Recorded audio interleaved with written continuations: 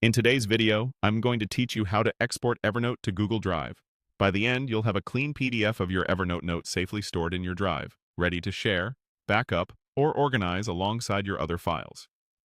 First, head to Evernote in your browser or desktop app and sign in if you aren't already.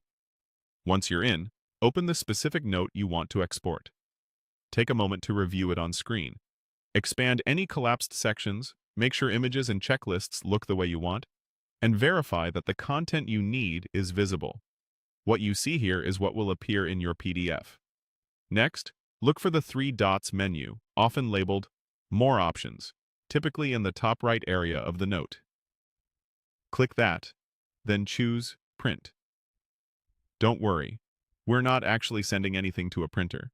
We're using the print dialog to convert the note into a PDF. When the print window opens, find the destination or printer setting and switch it to Save as PDF. If your system shows additional options, this is a good time to adjust them.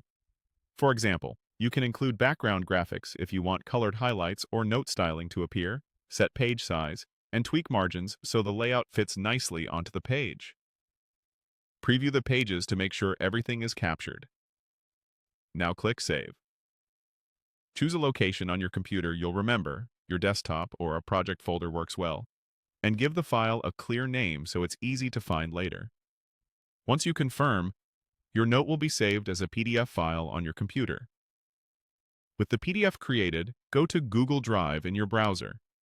If you're organizing your files, make sure you're viewing the drive location where you want the file to live. Click the New button, then select File Upload. A file picker will open. Navigate to the PDF you just saved from Evernote, select it, and confirm to begin the upload. You'll see a brief progress indicator in the corner of Drive. When it finishes, your PDF will appear in the folder. Click it to open, and quickly scan the pages to confirm the formatting, images, and checklists transferred as expected.